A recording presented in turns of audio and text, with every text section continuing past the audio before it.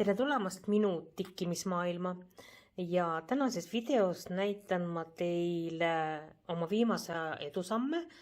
Lähemalt räägin ma projektist Tammesalu, mida ma tikkisin jaanuar, veebruar, märts ja nüüd aprilli alguses natukene. Jagan seal teiega oma uusi leide. Video lõpus näitan ma teile oma oste ja plaane selleks aastaks või järgmiseks paariks kuuks. Aga alustan ma videot hoopiski uue stardiga, sellepärast et ma alustasin Amelie Stitchi köögiriistade komplekti tikkimisega. Mul on vaja märkida ära nüüd keskkohast, mis on siin kollase nööpnõela juures, 70 pistet alla ja kuna käib Murano peal, eks ole, üle ühe, siis see tähendab 40 väikest ruudukest ja kuidas ma seda teen, et ma ei eksiks. Ma kasutan selleks nööpnõelu. Mul on siis siin 10 täis ja nüüd ma jätan ühe ruudu vabaks ja torkan siia sisse üks ruut või üks ristike, teine,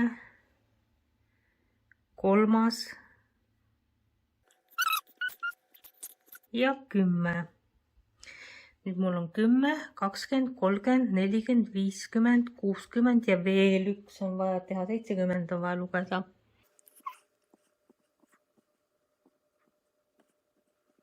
Nüüd ma tean, et ma hakkan tikkima, ma hakkan alt üles tikkima, et selle koha pealt saan tikkima hakata. Püüan siin filmida, et jääks õige värv peale, aga õigest värvist on asi kaugel. Mida ma olen tikkinud, ma olen nüüd tikkinud selle lusika, kahvli ja noa varju. Ja kui ma vaatan neid värve, siis ütleme see üks värvidest sulandub ikka täiesti kokku selle taustaga. Nii et mul on veidi kahtlused selles osas, kui hea see kõik välja hakkab nägema. Aga ma jätkan tikkimist ja vaatan, kui ma nüüd olen selle, mis mul see keskmine on, ma ei teagi, mis mul see keskmine on. Keskmine on mul kahvel või? Kui ma olen nüüd selle saba siit ära tikkinud, et kui palju ta eristub taustast, et siuke kahtlane tunne, et äkki tuleb isegi teha restart ehk uus algus mingi teise värvi peale, kuigi ma ei tahaks seda üldse teha. Praegu läheb mul kenasti ja kiiresti kõik. Näitan minu oma ämbliku siin. See on minu ämblik ja ma proovin siin päevavalges filmida, et näidata seda õiget värvi.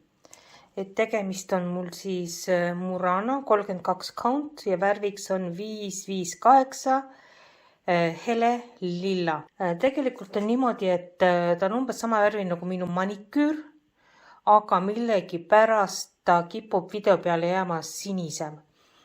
Mul oli väga suur kahtlus, kas ma olen õige selle tausta endale valinud tikkimiseks, sellepärast et see tikand ise on hästi hõrn heledate värvidega ja see kanga värv on tegelikult ka suhteliselt hele. Aga nüüd, kui ma tegema hakkan, vaatan, et siin paistab välja küll ja kuna siia tuleb veel tume tikkpiste peale, siis on täitsa okei. Seda enam, et see ei ole mul selline töö, mis, kuidas ma ütlen, ta on natuke nagu teisejärguline. Et ma kasutan ära lihtsalt seda raami, mis mul on, eks ole. Ma kasutan ära seda tükki sellest kangast, mis mul jäi järgi. Nii et ma ei hakka midagi muutma, et ma ei midagi spetsiaalselt ostma siia ei hakka. Mis siin veel on huvitavat, hakkasin ma tegema, eks ole, keskelt alt, sellepärast, et ega mul siin palju ruumi ei jää kõrvale ega alla üles, nibin-nabin mahub see muster siia peale ära. Kui ma olin nüüd selle esimese õhtu ära tikkinud, siis ma hakkasin otsima YouTube'ist videot ja leidsin video, siis see naisterahvas tikkis ka suhteliselt heledale, helesinisele. Jällegi võib-olla see oli ka lillat tooni, eks ole, kuna video peal ei tule õiged värvid välja. Ja vaatasin, tal oli siis kõigepealt pool tööd ja siis terve töö tehtud, et täitsa okei. Kuulan mina, kuidas tema räägib, et siis kui ta oli pool tööd juba valmis tikkinud, avastas ta, et tal on valesti tikitud. Tal on siis tikitud kogu see pitslinik sinna alla kahekordse mulineega, aga tuleb tikkida ühekordsega. Ja siis mina mõtlesin, et oot, aga minul on terve töö ka kahekordse mulineega ju seal elektronskeemil.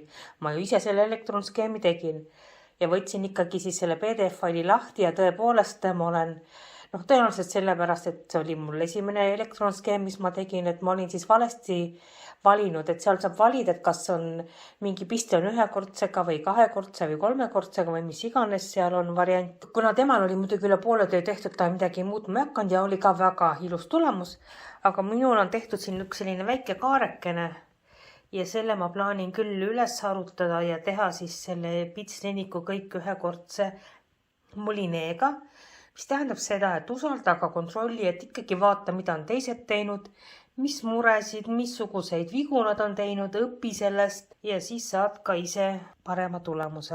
Möödunud on 8 tikkimispäeva ja selle 8 tikkimispäevaga olen ära tikkinud 2658,5 pistet ja valmis on 20% minu köögiristade komplektist lusikas, nuga, kahvel ja praegu näeb ta siis välja nõndaviisi. Siin on mul siis keskmine on nuga ja parempoolne on kahvel ja lusikat mul veel tehtud ei ole.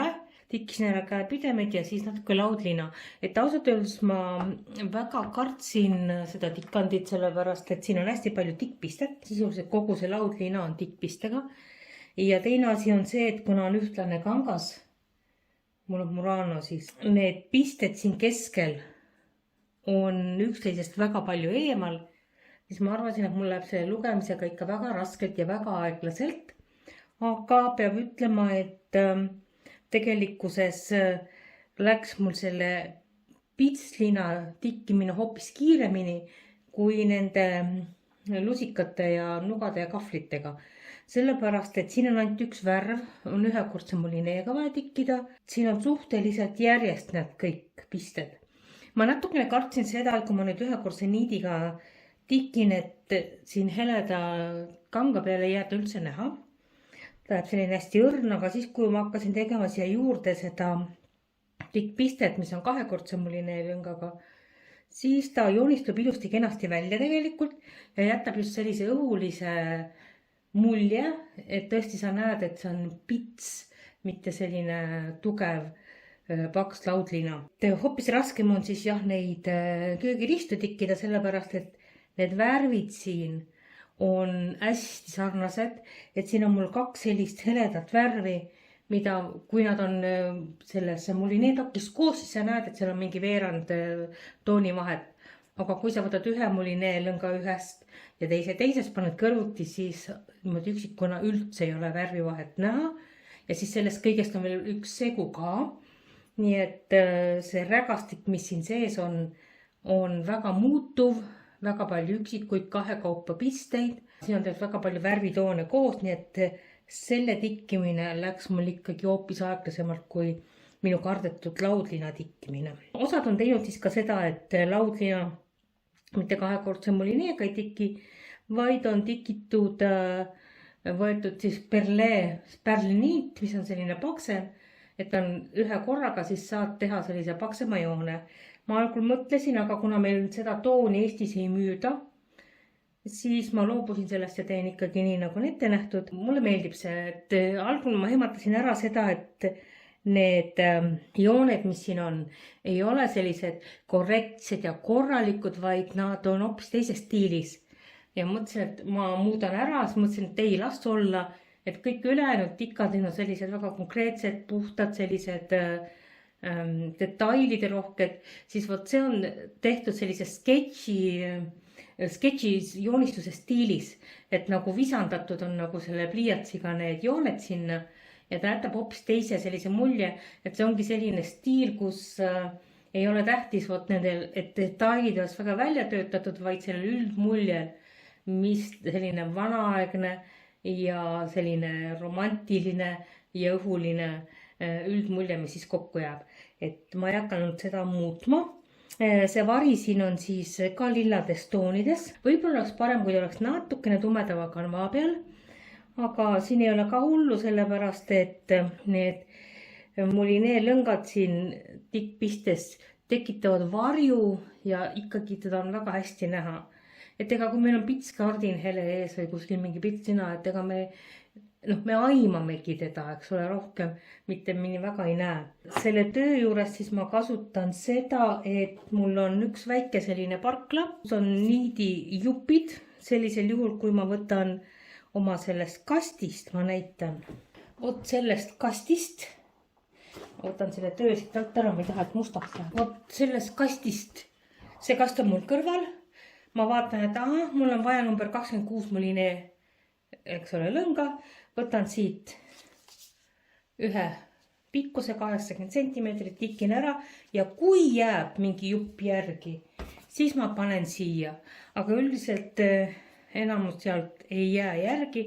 Ainukene, mida ma siis ei ole pannud siia pabertaskusse, on see valge mulinee lõng, mida ma pidin ostma vist 5 või 6 tokki koguni.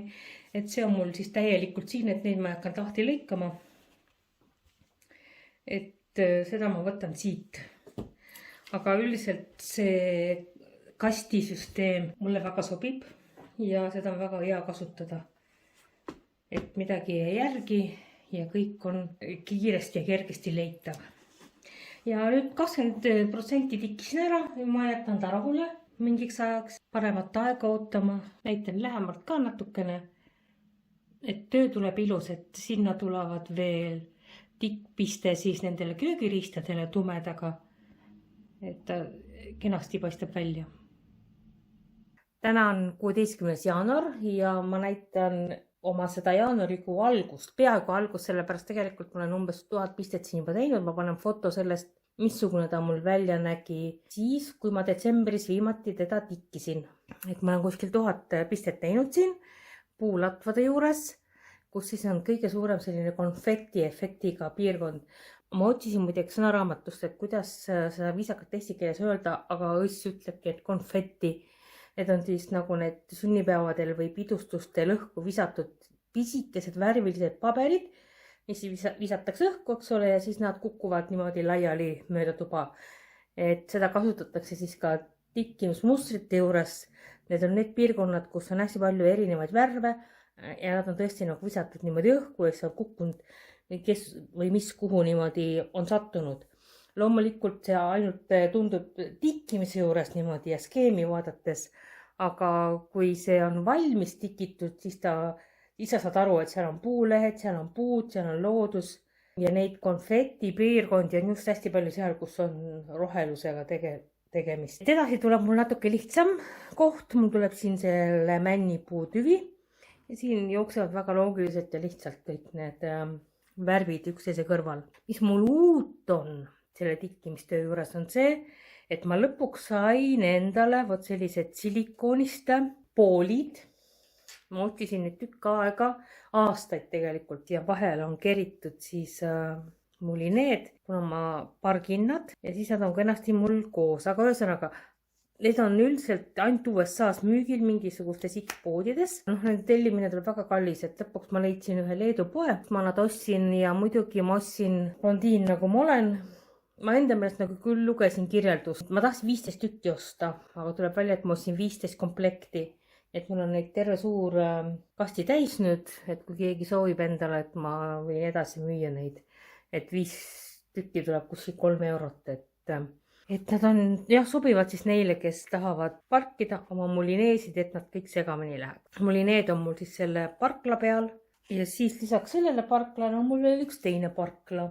Algselt mul oli võetud see ja ma ei ole seda ära visanud sellel põhjusel, et siia ma pargin sellised hästi lühikesed jupid, mis jäävad järgi.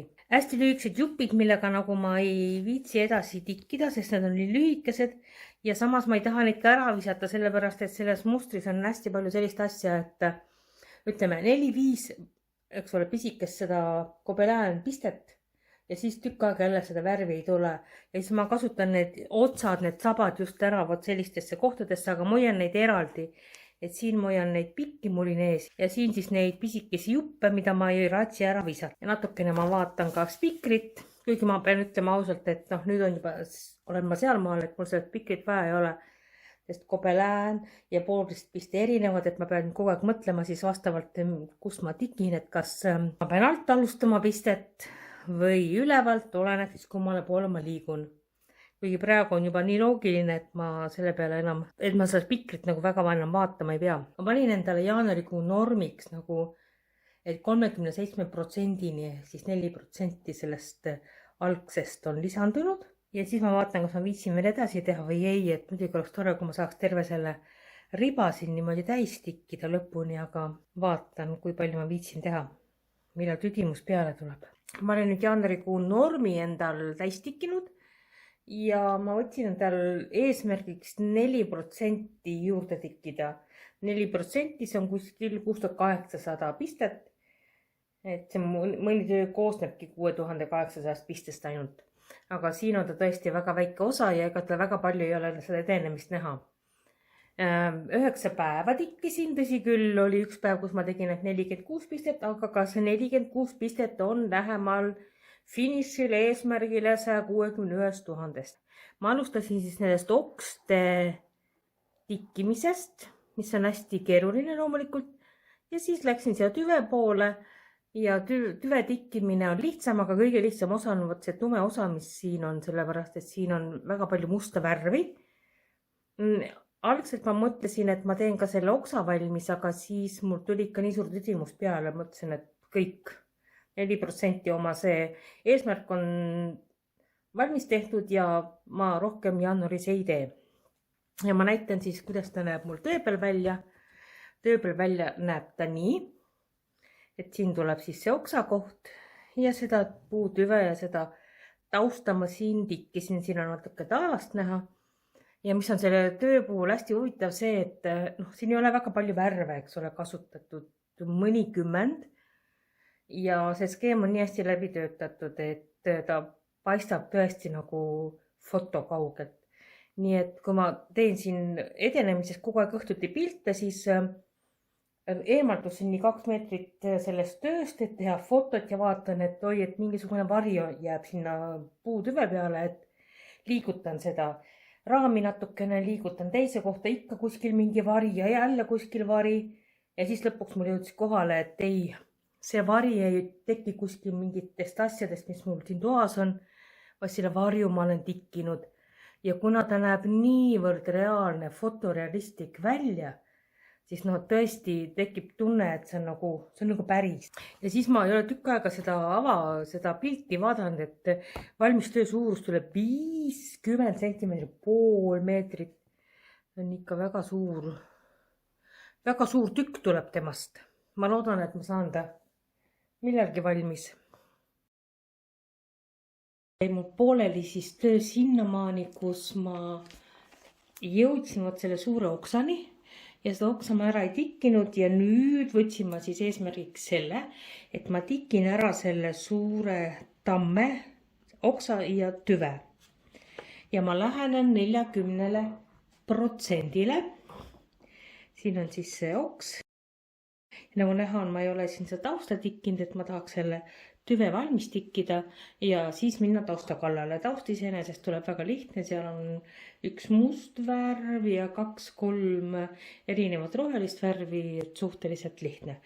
Et tüve tikkimine muidugi on keerulisem, sellepärast et siin on neid erinevaid värvitoone, mis on suhteliselt lästik omavahel ja seda värvide vahetust, seda rägastik on päris palju. Nagu alati tulevad ette omad takistused. Ja selle töö puhul siis sai probleemiks see, et mul tuli sisse viga. Et kui tavaliselt ma tikin niimoodi, et ma lähtun juba tikitud piirkonnast ja tikin siit niimoodi edasi, siis nüüd ma tahtsin selle puutüve valmis tikkida, tikkisin siit natukene, siis hakkasin siit vastu tikkima ja siis vaatasin, et 2 poolt omavahel mitte kokku ei klapi.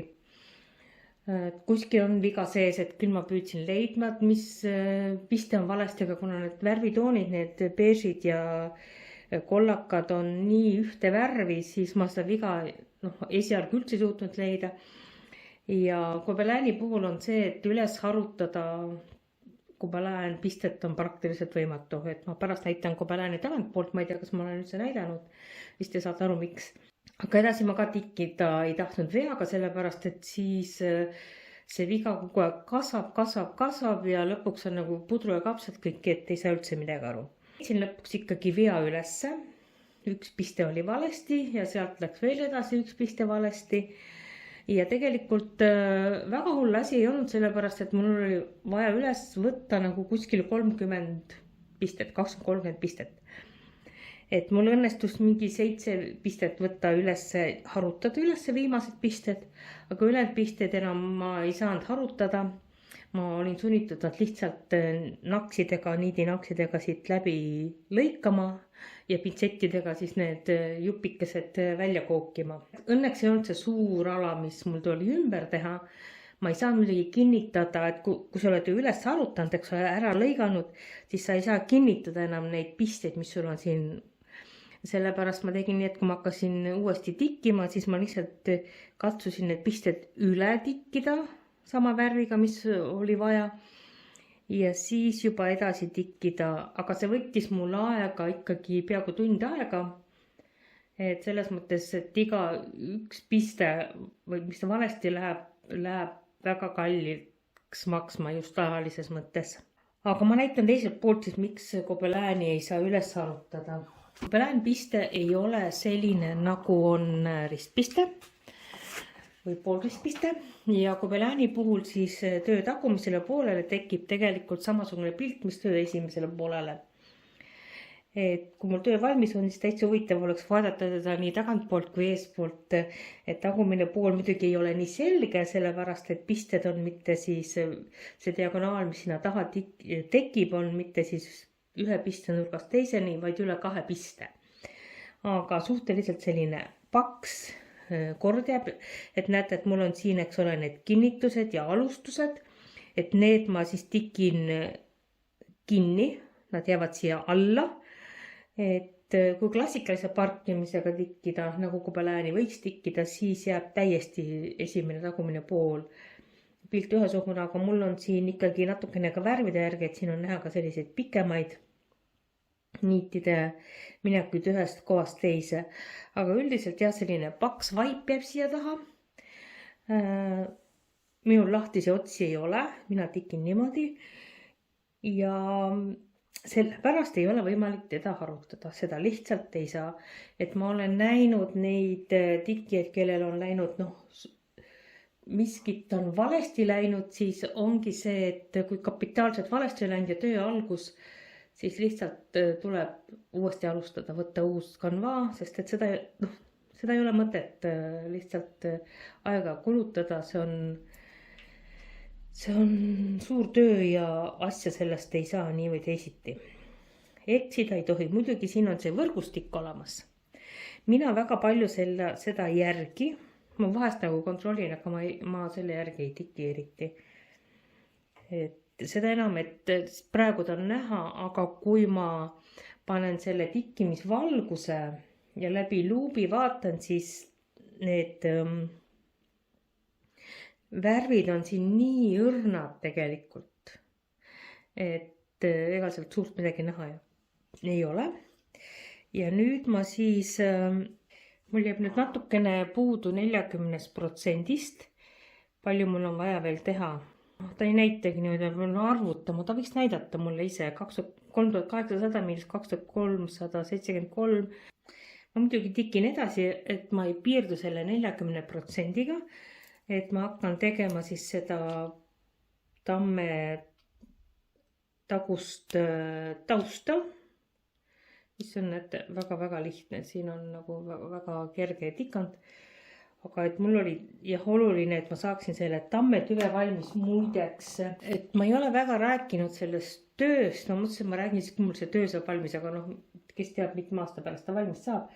Et see on siis Ivan Šiškini kuulus õlimaal, see kujutab endast mastimetsa, et need on mastipuud, millest tehti laevamaste, sellised tugevad tammed.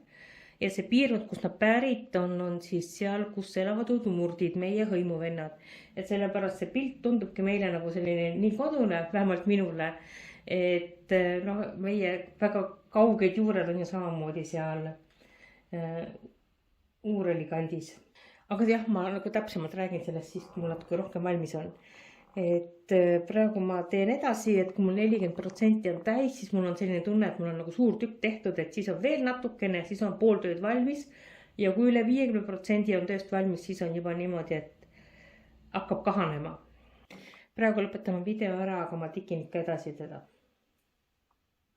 kui ma siin nüüd filmin juba, siis ma mõtlesin, ma näitan ära ka oma ostud, mida ma olen teinud ja ma näitan siis, mille jaoks ma olen planeerinud neid. Et kõigepealt selline tore ost Belfast terrakotta värvi. Pole õrna aimugi, mida ma siia peale hakkan tikkima. Et ma olen natukene vaadanud Barbara Ana disaine, et mõned sobiksid siia väga hästi. Aga lihtsalt nii kena värv oli, et ma ei saanud ostmata jätta. Siis ostsin ma sellise heleda kohvivärvi Brinni Lugana ja seda sellepärast, et mul oli plaanis siis kohe hakata tikkima vot sellist asja. Dimensionsi Liilia samplerit. Mul oli ostetud 32, kas Murana ei olnud, mingisugune Belfast vist oli. Aga siis ma vaatasin seda, et originaal on number 28 peale tehtud ja kuna siin on erinevad pisted, siis oleks mõistlik jätta see originaalkanvaa suurus. See tähendab, et ta tuleb 28 countile. Et selle jaoks ma ostsin ka juba valmis mul inelõngad. Et järgmine töö, mida ma alustan, ongi see. Siis ostsin ma sellise kangatüki, mis on Zweigarti Belfast. Linane siis 32 count. Ja selline huvitav värv, heleroheline, sellised väikesed valged mingisugused oksakesed, lehekesed. Pole õrna aimu, mida ma siia teen. Ja miks mul seda vaja osta oli, aga lihtsalt ostukorvide läks. Sellepärast, et ma ostsin siis endale 2 tükki, 50 x 970 vist on need tüki suurused. 100 x 50 koguni. Luka S firmalt siis Gobelini tikkimiseks neid aluseid. Ta näitab, et nad peavad olema pestavad, seda, et see ruudustik on maha pestav. Ma praegu tikin seda tammikut samamoodi selle Luka S-i põhja peale ja ma tean seda, et need, kes on pestnud seda tööd, et see ruudustik ei kao ära, et ma ei oska ütelda, kas sellepärast, et mul on see vanem variant. Et võib-olla uuematel tõesti ta pesust kaob ära. Ma ei ole veel lahti teinud ja neid ostsin ma 2 tükki selliseid ja ma näitan, mille pärast. Esimene mõte, mis mul on selline linnukene. Ma arvan, et ma ostsin ta Boostist. Ma täpselt ei mäleta, kust ma mida ostnud olen. Ma nägin valmis tööd ja see on imeilus selline väike linnukene. Töö suurus tegelikult ei olegi väga suur, kui ma vaatan 118 000 pistet. Et on tunduvalt väiksem kui see tammik, mida ma teen. Aga kui ma valmis tööd nägin, siis see tuleb väga-väga kaunis. Et ma täitsa mõtlen, et millalgi võiks seda alustada. Rohelist värvi võib-olla nii palju, et muutub tüütuks, aga see linnukene on siin küll väga vahva. Ja see oks nende samblikute ja puukoorega valmistikandi peal oli ka väga tore. Ja ilus, fototõetruu pilt. Ja teine asi, mis ma mõtlesin natukene, aga ma ei ole kindel, kas ma just selle valin, on selline magustoitude ka siis fototruu tikand, mis on väiksem kui minu tammik. Ja see valik langes mul lihtsalt selle kasuks, et siin on sinimustvalge, nagu oleks Eesti lipp. Ja kööki, miks mitte selline tikand teha. Suurus on siis 50 000, et suhteliselt selline väike töö tuleks tast. Aga see ei ole mul esmajärje korras siin. Ja mida ma veel vaatasin, on muidugi see orava poiss või tüdruk, kes ta siin iganesti on. Minul on siin Nadima-skeem. Seda ma tõsiselt tahaks nagu tikkima hakata, et selle jaoks siis mul ka see üks alus, eks ole, ostetud.